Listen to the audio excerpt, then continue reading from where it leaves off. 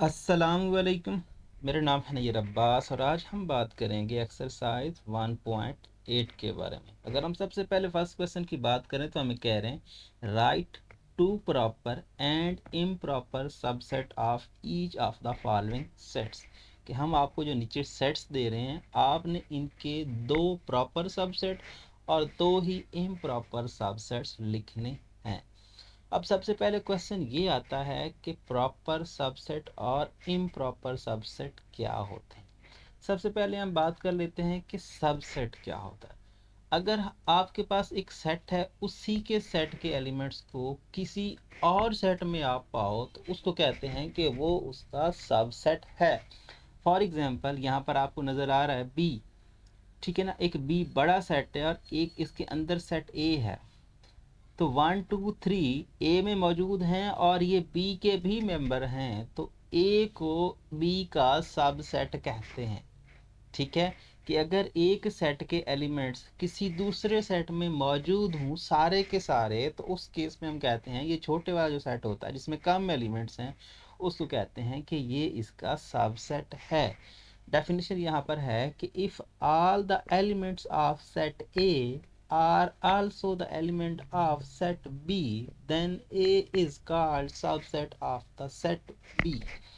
कि अगर A के सारे एलिमेंट्स B में भी मौजूद हैं तो A को B का सबसेट कहते हैं। और लिखा कैसे जाता है, इसको लिखा जाता है A is subset of B।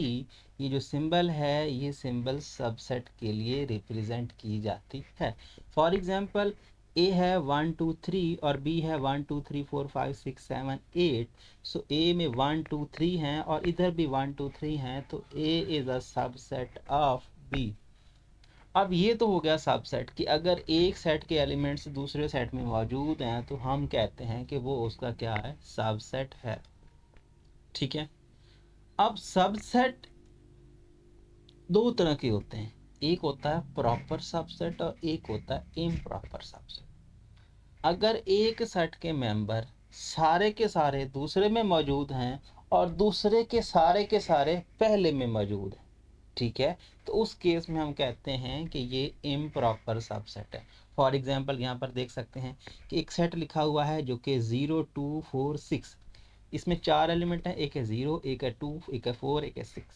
0 2 4 6 और इसमें क्या है 4 6 2 0। तो मतलब थोड़ी बहुत तरतीब चेंज है लेकिन नंबर वही है।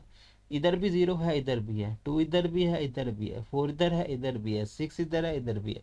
अगर ए के सारे सारे एक सेट के सारे मेंबर दूसरे में और दूसरे के सारे सारे पहले में मौजूद हों तो उस केस में हम कहते हैं उसको इम्प्रॉपर सबसेट।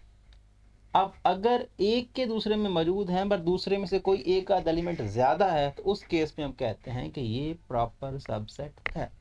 फॉर एग्जांपल यहाँ देखें कि बी सी डी और इसमें क्या है ABCDE, इसके एलिमेंट्स इससे ज़्यादा हैं लेकिन ये सारे के सारे एलिमेंट्स इसमें जा रहे हैं लेकिन इसमें कुछ एलिमेंट्स ज़्यादा हैं, तो उस केस में हम कहते हैं कि ये इसका प्रॉपर सबसेट है। अगर एलिमेंट्स इक्वल हैं, ए का बी में कंटेन कर रहा है, बी का ए में कंटेन कर रहा है, मतलब ए के एलिमेंट सारे बी में और बी के एलिमेंट सारे ए में, तो उस केस में ये दोनों आपस में क्या हैं, इम्प्रॉपर सबसेट्स हैं। अब प्रॉपर सबसेट क्या है, प्रॉपर सबसेट के ए के तो बी में हैं बट बी के सारे ए में मौजूद नहीं है। इसकी प्रॉपर डेफिनेशन ये है कि ए सेट यहाँ पर ए जो है सिंपल जो हम ए लफ्ज़ इस्तेमाल करते हैं, set A is a proper subset of B if all elements of set A contain in set B। कि अगर A के सारे एलिमेंट्स B में मौजूद हैं, contain करते हैं, but at least one element of B is not an set of A। मतलब A के सारे मेंबर B में मौजूद हैं बट B में कम अज़ कम एक जो है, कम अज़ कम एक से ज़्यादा भी हो सकते हैं, वो ए से डिफरेंट हो। ठीक है, ए से डिफरेंट हो, ए में मौजूद ना हो। तो जिस तरह से देख सकते हैं ए इधर है लेकिन इधर नहीं है, कम अज़ कम एक एलिमेंट भी आपको मिल गया जो इसमें हो और इसमें ना हो, तो फिर हम इस केस में इसको प्रॉपर सबसेट कहते हैं। अब क्वेश्चन आपका ये है कि आपको क्या करना है, आपको दो ही प्रॉपर और दो ही इम्प्रॉपर सबसेट लिखने हैं। तो अगर हम इनके प्रॉपर और इम्प्रॉपर सबसेट लिखने की कोशिश करें तो सबसे पहले हम क्या करेंगे, सबसे पहले तो हम अपना क्वेश्चन लिख लेते हैं, A which is equal to A C and D. ठीक है, उसके बाद सबसेट लिखते हैं, पहले प्रॉपर लिख लेते हैं फिर इम्प्रॉपर। So proper subset. अब प्रॉपर सबसेट आपको कितने लिखने हैं, प्रॉपर सबसेट लिखने हैं आपको यहाँ पर दो, तो कोई से दो लिख सकते हो। इन्हीं के एलिमेंट से हम कुछ एलिमेंट्स, कुछ नए सेट बना सकते हैं। और इनसे कितने सेट बनाए जा सकते हैं, इसका फार्मूला होता है 2 की पावर n। इसके नंबर ऑफ एलिमेंट्स कितने हैं, 3 है, तो इसका मतलब 2 की पावर 3। तो 2 की पावर 3 मतलब यहाँ पर आपके पास आएगा 8। तो इसके 8 सबसेट बनाए जा सकते हैं। 8 सबसेट्स में से 2 सबसेट्स जो होते हैं वो होते हैं इम्प्रॉपर, और बाकी 6 जो होते हैं वो प्रॉपर। तो इसमें से 6 बनाए जा सकते हैं। 6 में से कोई से दो आप लिख सकते हो। फॉर एग्जांपल मैं लिख देता हूँ, एक ए लिख देता हूँ, ठीक है, सिंगल ए लिख लेते हैं। लेट्स से एक मैंने सेट लिखा है जो कि जिसमें एक ही एलिमेंट है, लेट्स ए। क्या इस सेट में ये जो सेट बन रहा है ये इसी के एलिमेंट से नहीं बना हुआ, तो इसका मतलब ये इसका सब सेट है। ठीक है, इसके अलावा सी वाला सेट बना सकते हो, सी डी वाला सेट बना सकते हो, मैंने सी और डी वाला बना दिया। ठीक है, तो इसमें आपको बुक की तरफ जाने की ज़रूरत नहीं है कि भाई जी बुक में इतने लिखे हुए हैं, बैक बुक में ये वाले लिखे हुए तो मुझे भी यही लिखने हैं। ऐसा कोई सीन नहीं है। आपने इसी में से अपनी मर्ज़ी के एलिमेंट्स उठा लेने, कोई उठा लो। ए उठाया है मैंने और सी डी उठाया है, आप ए सी उठा लो और सी डी उठा लो। तो ये आपकी अपनी मर्ज़ी है कि इसको आप किस तरह से लेके चलते हो, लेकिन आपने इन्हीं में से नए सेट बनाने, दो बनाने हैं। ठीक है, अब सारे एलिमेंट्स पिक नहीं करने, बस कुछ कम करने हैं। मतलब ये टोटल 3 है, 3 2 पिक कर सकते हो, एक पिक कर सकते हो, 3 नहीं पिक कर। तो ये हो गया प्रॉपर सबसेट। इम्प्रॉपर की बात करते हैं। ठीक है, सो इम्प्रॉपर सबसेट। तो इम्प्रॉपर सबसेट में एक सेट होता है खाली सेट। ठीक है, खाली सेट को दो तरह से लिखा जाता है, एक फाइ की फॉर्म में या फिर ये वाली ब्रैकेट। इन दोनों में से कोई एक लगाओगे, दोनों नहीं लगाओगे। मैंने इक्वल टू इसीलिए लगाया है, या ये लिखो या ये लिखो, और एक उसी सेट को कॉपी कर लो। ठीक है, ए सी डी, मतलब इम्प्रॉपर वाला तो हर बार उसी का कॉपी होगा और खाली सेट होगा। बाकी रह गया प्रॉपर, तो प्रॉपर आपको बनाना होगा। ठीक है, अब मैं बात कर लेता हूँ अपने सेकंड पार्ट की। फर्स्ट हो गया ना, सेकंड है B which is equal to 2 4 6 8। यहाँ पर ये कॉमा है। ठीक है, दिस वन। अब देखें, इसके भी आपको प्रॉपर और इम्प्रॉपर लिखने हैं, तो पहले हम लिख लेते हैं proper. So proper subset, proper subset, इसी में से भी आप कोई से 4 एलिमेंट है ना आपके पास, अपनी मर्जी के कोई उठा लो। लेट से मैंने 2 उठा लिया, ये भी एक सबसेट है। उसके बाद टोटल 4 के 4 नहीं उठाने हैं, एक उठा सकते हो, 2 उठा लो, 3 उठा लो, 4 नहीं उठाने। ठीक है, एक मैंने एक उठा लिया, और लेट से दूसरा मैं जो है 2-3 एलिमेंट उठा लेता हूँ, 2 4 और 6 उठा लेता हूँ। इसी से मैंने एक नया सेट बनाया, तो ये इसका सब सेट है। और इसमें एलिमेंट कितने हैं, इसके एलिमेंट कितने हैं, 4 हैं, इसके 2, इसका 1 है और इसके 3 है, तो इसके एलिमेंट्स कम है। एलिमेंट्स कम रखने हैं, सारे के सारे पिक नहीं करने। सारे के सारे पिक करोगे तो वो क्या हो जाएगा, वो तो इम्प्रॉपर बन जाएगा। सो अब लिखते हैं इम्प्रॉपर सबसेट। तो इम्प्रॉपर सबसेट में क्या होगा, इम्प्रॉपर सबसेट में आप एक खाली लिखेंगे, चाहे ये लिखें या फिर दूसरा कॉमा, और फिर दूसरे को कॉपी पेस्ट कर लेंगे उसी को सारा, 2 4 6 8। तो इस तरह से आपका ये होगा। थर्ड की बात भी साथ ही कर लेते हैं। थर्ड है आपके पास कि सी बराबर है -1 0 एंड +1। ठीक है। सो इसके भी 3 एलिमेंट है तो कोई अपनी मर्जी का पिक कर सकते हो। तो यहाँ पर क्या लिखेंगे, प्रॉपर सबसेट। तो प्रॉपर सबसेट में आप किसी को भी उठा लो, लेट से मैं 0 ले लेता हूँ एक में, और एक में मैं 1 ले लेता हूँ, या फिर जो है 0 और 1 ले लेता हूँ। ये आपकी अपनी चॉइस है, कोई ले लें, दो ही लिखने हैं ना, ज़्यादा बनते हैं इसमें से कोई से भी दो लिख लो, क्या फ़र्क पड़ता है। ये प्रॉपर हो गया। आप इम प्रॉपर लिख लेते हैं। तो इम प्रॉपर वही सिचुएशन, इम प्रॉपर सबसेट। इम्प्रॉपर सबसेट में एक तो क्या आएगा, खाली, और दूसरा उसी को कॉपी पेस्ट करेंगे। तो क्या आएगा, -1 0 एंड 1। तो इस तरह से ये आपके तीनों पार्ट्स कवर हो जाएं। अब बात कर लेते हैं अपने फोर्थ पार्ट की। तो बिल्कुल आसान है। सबसे पहले हम इसको ही लिख लेते हैं, d which is equal to 4 8 12 and 16। ठीक है। सबसे पहले क्या लिख लेते हैं, प्रॉपर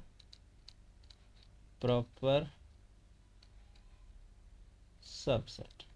तो प्रॉपर सबसेट में क्या आएगा, कोई सा एक एलिमेंट पिक कर लो। लेट से 4 उठा लिया, और लेट से दूसरे केस में मैं उठा लेता हूँ 4, 8, दो एलिमेंट उठा लेता हूँ। तो ये दो काफ़ी हैं। इम प्रॉपर, तो इम प्रॉपर सबसेट। इम प्रॉपर में एक खाली, और दूसरा आप इसी को कॉपी पेस्ट करेंगे, 4 8 4 8 12 एंड 16। नेक्स्ट की बात कर लेते हैं। सो ये आपके पास है ई, जो कि इसमें उसने नंबर्स नहीं लिए बल्कि उसने सिंबल्स ले लिए हैं। रेक्टेंगल की है, सर्कल की है, और ट्रायंगल की है। ठीक है। तो प्रॉपर और इम्प्रॉपर हम लिख लेते हैं यहाँ पर। प्रॉपर सबसेट, इसमें से एक में आप ट्रायंगल ले लो, और एक में आप सर्कल और रेक्टेंगल ले लो। इससे कोई फ़र्क नहीं पड़ता कि आप किसको चूज़ करें, बस आपने दो लिखने हैं। ठीक है। और ये ब्रैकेट कर लिए, इसमें थोड़ा आप परेशान नहीं होना कि ये क्या हो रहा है। करली ब्रैकेट हम लगा रहे हैं। ठीक है, कुछ इस तरह से। ओके। सो दिस वन, अब इम्प्रॉपर। सो इम्प्रॉपर सबसेट। तो इम्प्रॉपर सबसेट में क्या लिखेंगे, एक खाली लिखेंगे, और दूसरा हम इसी को ही कॉपी पेस्ट कर लेंगे। ठीक है। सर्कल हो गया, और ये आपकी रेक्टेंगल। तो इस तरह से ये पार्ट होगा कवर। 6 पार्ट की बात करें तो उसमें आपके पास आ रहा है एफ में ज़ारा, नाम आ रहे हैं असलम और जीशान।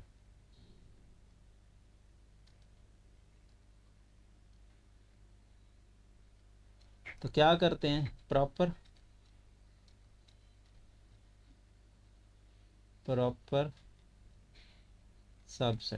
सबसेट में क्या कर लेते हैं, एक में ज़ारा लिख लेते हैं, और एक में हम लिख लेते हैं असलम। ठीक है। तो उसी से मैंने दो सेट बना लिए। तो इससे फ़र्क नहीं पड़ता कि इसमें दो एलिमेंट दे रहे हैं, तीन एलिमेंट दे रहे हैं, ये मैं हम काफ़ी बार बात कर चुके हैं, तो इससे आपको घबराने की ज़रूरत नहीं है। अब बात कर लेते हैं अपने क्वेश्चन नंबर 2 की। क्वेश्चन नंबर 2 है कि which is the super set in each of the following pair of sets. कि आपके पास जो नीचे पेयर ऑफ सेट्स आपको दिए जा रहे हैं, इनमें से कौन जो है वो सुपर सेट है। अब सुपर सेट क्या होता है, अभी हमने पढ़ा ना सबसेट, कि अगर ए क्या होता है, बी का सबसेट, मतलब ए के सारे एलिमेंट्स बी में जाते हैं तो वो क्या होता है, ए जो ए होता है वो सबसेट होता है बी का। तो जो बी सेट होता है जिसमें जा रहे होते हैं वो उस सेट का क्या कहलाता है, सुपर सेट कहलाता है। इसकी प्रॉपर डेफिनेशन ये है कि if a set A contain all elements of B, exactly वही सबसेट की definition, then A is superset of B। ठीक है, if A set A contain all elements of B, then A is superset of B। कि अगर A B के सारे members को contain करता है तो क्या होता है, A सुपरसेट है और B सबसेट होता है। जो छोटा सेट होता है जो कंटेन हो रहा है वो सबसेट कहलाता है, और जो बड़ा सेट होता है वो सुपर सेट कहलाता है। इसको आप इस तरह से देख सकते हो, ये देखो एक ए सेट है जिसमें ए बी सी और डी सारे मेंबर हैं, और बी जो है इसमें ए बी और सी मेंबर हैं। तो जो बड़ा सेट है वो सुपर सेट कहलाता है और जो छोटा होता है वो सब सेट कहलाता है। इसको लिखने का तरीका क्या होता है, वही इम्प्रॉपर सबसेट वाली सबसेट वाली जो डेफिनेशन होती है उसको उल्टा कर दिया जाता है। सबसेट में हम ऐसे लिखते हैं, और प्रॉपर जो हमारे पास सुपर सेट होता है उसको हम ऐसे लिख देते हैं। बात वही है, ठीक है। सबसे पहले हम देखते हैं कि इसमें कहानी क्या है। देखें, ए में ए सी और डी है, बी में ए बी सी है, तो क्या ए सी और डी इसमें भी मौजूद हैं, तो इसका मतलब क्या है, A is subset of B and B is superset of A. ठीक है, तो क्या लिखना है, आपने लिखना है कि B is superset of A. ठीक है ना, बड़ा सेट पहले और उसकी तरफ आपने करना B is superset of A, बस इतना ही लिखना है आपने। ठीक है, आपको बस ये लिखना है कि कौन सुपर सेट है किसका। तो इसके सारे एलिमेंट्स में जा रहे हैं तो ये क्या है, ये सुपर सेट बन जाता है। नेक्स्ट आपके पास ये है कि भाई D2 6 है और इसमें आ रहा है 2 और 6, तो इसका मतलब क्या है, C जो है वो सुपर सेट क्या बन जाएगा, D का। ठीक है, इतना ही काम है आपका। नेक्स्ट की बात करें तो नेक्स्ट में क्या कह रहा है, नेक्स्ट में नेचुरल नंबर और इधर क्या होल नंबर। आप जानते हो कि नेचुरल नंबर 1 स्टार्ट होते हैं, होल नंबर क्या होता है 0 से स्टार्ट होता है। इसका मतलब 0 वाला होल नंबर जो है वो बड़ा सेट होता है, तो ये सुपर सेट होता है नेचुरल नंबर का। ठीक है, इस तरह से ये हो जाएगा। नेक्स्ट की बात कर लेते हैं, तो फिर क्या है, इवन नंबर, ये एच इवन नंबर नहीं बल्कि ई सेट है 1 2 3 1 से 10 तक के नंबर। और इसमें क्या है एफ, जिसमें 0 1 से 10 तक के नंबर, इसमें पॉजिटिव भी आ रहे हैं नेगेटिव भी आ रहे हैं, तो एफ में ज़्यादा एलिमेंट्स हैं। ठीक है, तो F is superset of E. ठीक है, मतलब जो एलिमेंट्स इसके सारे एलिमेंट्स में जा रहे हैं, इसका मतलब ये बड़ा सेट है, ये छोटा सेट है। बड़ा सेट क्या होता है सुपर सेट, और छोटा सेट क्या होता है सब सेट। ठीक है, तो नेक्स्ट आपके पास कुछ इस तरह से आपको देखने को मिल रहा है। यहाँ पर u v w x, इसमें क्या है, u भी है, v भी है, w भी है, x भी है, तो ये सारे एलिमेंट्स हैं। तो इसका मतलब ये हुआ कि m क्या है, m is superset of l, क्योंकि m जो है बड़ा सेट आ रहा है। ठीक है, अब बात कर लेते हैं जी हम अपने क्वेश्चन नंबर 3 की। क्वेश्चन नंबर 3 है कि look at each pair of sets and separate the equal and equivalent set. सबसे पहले क्वेश्चन ये आता है कि इक्वल और इक्विवेलेंट सेट होते क्या है। यहाँ पर इनकी प्रॉपर डेफिनेशन है, पहले हम प्रॉपर डेफिनेशन देख लेते हैं और फिर हम उसकी तरफ जाएंगे। Two sets A and B are said to be equivalent if they have same number of elements। कि दो सेट ए और बी जो हैं उनको इक्विवेलेंट कहा जाएगा उस केस में जब उनके नंबर ऑफ एलिमेंट्स, मतलब एलिमेंट्स की तादाद सेम होगी। फॉर एग्जांपल, ए में है ए ई आई ओ यू, बी में है 1 3 5 7 9, इसके एलिमेंट्स कितने हैं 1 2 3 4 5, इसमें कितने हैं 1 2 3 4 एंड 5, तो इसके एलिमेंट्स भी 5 हैं और इसके एलिमेंट्स भी 5 हैं। तो इसका मतलब ये हुआ कि ये दोनों आपस में इक्विवेलेंट सेट हैं। और इनको लिखा कैसे जाता है, इनके दरमियान ये वाला एरो लगाया जाता है दोनों साइड पे, तो ये क्या है इक्विवेलेंट सेट हैं। अब रह गई बात इक्वल सेट की, तो इक्वल इसकी आगे वाली कैटेगरी है कि उसके एलिमेंट्स की तादाद भी सेम हो और एलिमेंट्स भी सेम हो तो उस केस में हम कहते हैं कि ये सेट क्या है, इक्वल है। मतलब इम्प्रॉपर वाला केस जो हमने अभी पढ़ा है कि if set A and B contain same elements, दो सेट अगर सेम एलिमेंट कंटेन करते हैं तो वो इक्वल कहलाते हैं। फॉर एग्जांपल 2 3 5 7 9, यहाँ पर भी क्या है 5 2 7 3 9, बस तरतीब में फ़र्क है, लेकिन एलिमेंट्स जितने यहाँ पे जो लिखे हुए हैं वही एलिमेंट यहाँ पे लिखे हैं। तो एक ही दो सेट जो सेम एलिमेंट्स के मिलकर बनते हैं उनको हम क्या बोलते हैं, उनको बोलते हैं इक्वल सेट्स। ठीक है, अब आ जाते हैं अपने क्वेश्चन की तरफ। क्वेश्चन ये है कि आपको सेपरेट करना है कि क्या ये इक्वल है या इक्विलेंट है। ठीक है, सो यहाँ पर देखें ए में है 1 3 5 7 9, इसमें क्या है ए बी सी, तो क्या लिखेंगे, इनमें नंबर ऑफ एलिमेंट्स सेम है। So N of A, number of elements बराबर है 5 के, और एन ऑफ बी बराबर है 5 के। ए के एलिमेंट्स की तादाद भी बराबर है, बी के एलिमेंट्स की तादाद भी बराबर है। So implies A is equivalent to B. ठीक है, तो ये क्या है, ये इक्विवेलेंट है। बस इतना ही कहना है, आपने सिर्फ बताना है कि इक्विवेलेंट कौन से हैं और इक्वल कौन से। इनके एलिमेंट्स की तादाद क्या है 1 2 3 4 5, इसके भी 5 हैं, तो 5 एलिमेंट्स इसके 5 एलिमेंट्स इसके, तो एलिमेंट्स इक्वल, तो ये इक्विवेलेंट सेट है। नेक्स्ट आपके पास है जी सेकंड वाला 0 2, इसमें कितने हैं 0 2 4 6 8, 0 2 4 6 8, तो जितने एलिमेंट्स इधर हैं तो क्या लिखेंगे, सबसे पहले n ऑफ c, सॉरी इस केस में c लिखेंगे, n of c which is equal to n of d which is equal to, यहाँ पर 2 and 4 5, दोनों के एलिमेंट्स 5 में। आल्सो क्या लिखेंगे, also both have same element, both have same elements। ठीक है, same elements, so A equal to B. तो अब लिखेंगे ये क्या है, ये अब बराबर हैं। अब बात कर लेते हैं अपने थर्ड की। थर्ड पार्ट में 1 2 6 7 8 6 7 8 1 2, तो एलिमेंट्स भी सेम है और एलिमेंट्स हैं भी वही, तो क्या लिखेंगे, n ऑफ ई बराबर है n ऑफ f के, और हैं कितने 5 ही हैं। Also both have same element, both have same elements,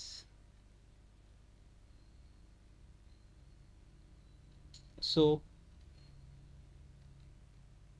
ई बराबर है यहाँ पर f के।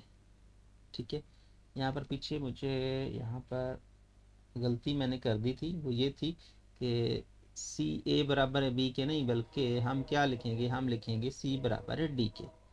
तो सी और डी थे ना, तो सी बराबर है डी के लिखा जाएगा। इस तरह से ये हमारा क्वेश्चन बनेगा।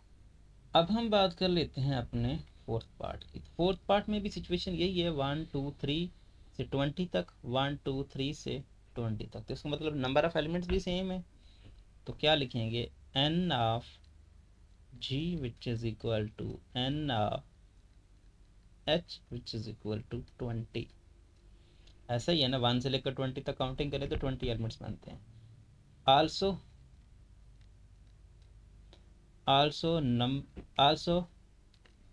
Elements are same. ठीक है, also both have same elements, ऐसे लिख सकते हैं, both have same elements, so g बराबर है h। ठीक है, अब बात कर लेते हैं हम यहाँ पर नेक्स्ट की। तो नेक्स्ट आपके पास आई और जे, इसमें संडे और मंडे है, और इसमें वकार और अली है। नंबर ऑफ एलिमेंट्स तो सेम है, नंबर ऑफ एलिमेंट्स, तो number of elements of I number of elements of J बराबर है 2k, so I is equivalent to j। ठीक है, अब हम बात कर लेते हैं अपने क्वेश्चन नंबर 4। क्वेश्चन नंबर 4 है कि look at each pair of sets and separate the disjoint and overlapping set. कि आप क्या करें, जो हम आपको पेयर्स दे रहे हैं उनको देखें और चेक करेंगे कौन सा सेट, जो कौन सा पेयर जो है वो डिसजॉइंट है और कौन सा ओवरलैपिंग है। सबसे पहले क्वेश्चन ये आता है कि डिसजॉइंट किसको कहते हैं, ओवरलैपिंग किसको कहते हैं। अब कोई से भी दो सेट हो, उनमें कोई एलिमेंट भी कॉमन ना हो तो उसको कहते हैं डिसजॉइंट सेट्स। ठीक है, फॉर एग्जांपल एक सेट ए है जिसमें 3 5 और 8 9 एलिमेंट है, इसमें है। बी सेट है 1 4 7 और 11, इन दोनों में कोई एलिमेंट कॉमन नहीं है। तो अगर कॉमन नहीं है तो उस केस में कहते हैं डिसजॉइंट सेट। यहाँ पर लिखा हुआ है 2 और more sets are disjoint if they do not have common element. कि ऐसे सेट जिनके कॉमन एलिमेंट नहीं होते वो डिसजॉइंट कहलाते हैं। और यहाँ पर क्या है, 2 or more sets are overlapping sets if they have at least one element common. अगर वो कम अज कम एक एलिमेंट भी कॉमन रखते हैं तो हम कहते हैं कि वो ओवरलैपिंग हैं। ठीक है, सो यही कहानी है ओवरलैपिंग की और डिसजॉइंट की, इससे ज़्यादा कुछ नहीं है।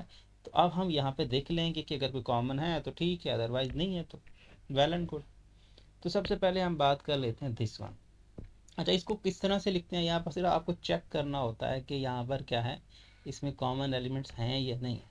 ठीक है, तो यहाँ पर देखें ए क्या है, 7 9 8 और दिस वन यहाँ पर सॉरी 7 9, ये तो सेट ही नहीं है। पहले तो ये बात बनती है कि ये तो सेट ही नहीं है, क्योंकि 7 9 8 9 कैसे पॉसिबल है। इसका आंसर देखते हैं, फिर हम शायद इस बात पे पहुंच पाएँ। क्या है क्वेश्चन नंबर, हम कौन सा कर रहे हैं, A and B are disjoint. कैसे भाई, ये तो 7 8 9 सेट ही नहीं है। तो सेट नहीं है, लेकिन यहाँ पर इसको कोई नंबर दे देते हैं, या फिर अगर नंबर हूँ तो यहाँ पर ये कोई मिस प्रिंटिंग हुई है, यहाँ पर ये 9 की जगह पे कोई नंबर है। ठीक है, लेट्स से 9 की जगह पे अब 10 कर दें, यहाँ पर 7 8, या फिर ये है ही नहीं। ठीक है, क्योंकि डिस्जॉइंट उसी केस में हो सकता है, पहले तो ये सेट बनना चाहिए ना, सेट ही नहीं बनेगा तो डिस्जॉइंट कैसे होगा। तो ये सेट नहीं है, इसमें से ये गलती से लिखा हुआ है या फिर ये नंबर नहीं है। आप देख सकते हैं कि इनमें कोई भी एलिमेंट्स कॉमन नहीं है, A B C D E है, इसमें क्या है 7 8 और 9 है लेट्स से। तो एलिमेंट्स कॉमन नहीं है, तो क्या लिखेंगे, both have not common elements. तो क्या लिखेंगे, या A and B have, A and B have no common elements,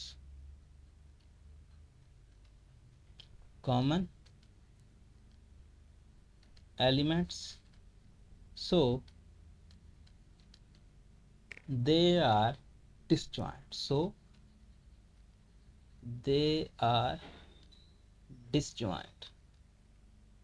ठीक है ना। ये आर जो है ये अलग है, इसके साथ मिक्स नहीं करना। यहाँ पर इसको आज कलर चेंज कर लेते हैं, ये देख, दे आर डिसजॉइंट सेट्स। ठीक है, नेक्स्ट की बात कर लेते हैं। नेक्स्ट में आप देखें 0 5 10 और 15, 0 5, तो इसका मतलब एक एलिमेंट भी कॉमन आ गया, तो फिर क्या करेंगे, बात बन गई। सो क्या लिखेंगे, C and D have common elements,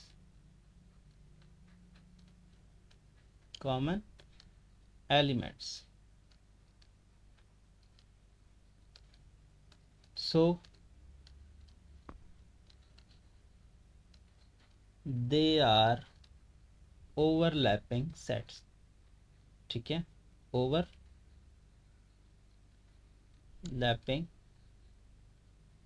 sets, तो ये क्या है, ये आपके पास ओवरलैपिंग सेट्स हैं। थर्ड की बात कर लेते हैं, 1 आ रहा है, 1 आ रहा है, 2 आ रहा है, यस, तो बात बन गई यहाँ पर 1 2। ठीक है, 1 2 एलिमेंट्स कॉमन है, तो क्या है, ई and F have common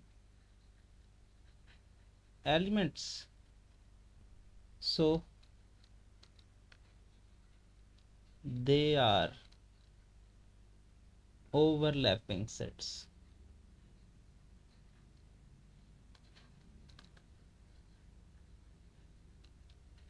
तो क्या होगा, ये ओवरलैपिंग सेट्स हैं।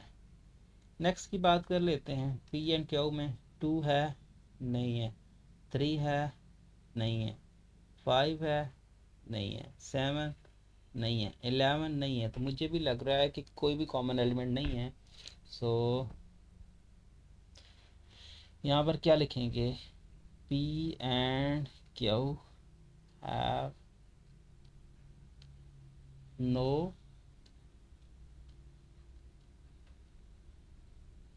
ठीक है common elements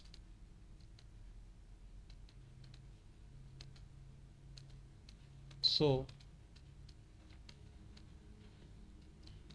they are disjoint, ठीक है, disjoint sets। तो ये क्या हैं, ये आपके पास disjoint sets हैं।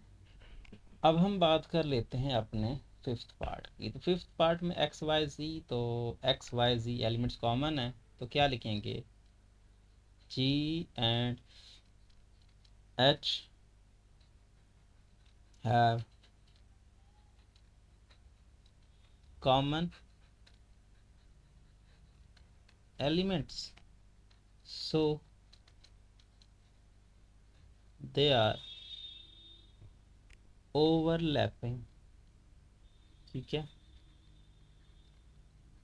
ओवरलैपिंग सेट्स, ठीक है। नेक्स्ट की बात कर लेते हैं, दोनों के डिफरेंट एलिमेंट्स हैं, तो I and J have no common elements, so they are disjoint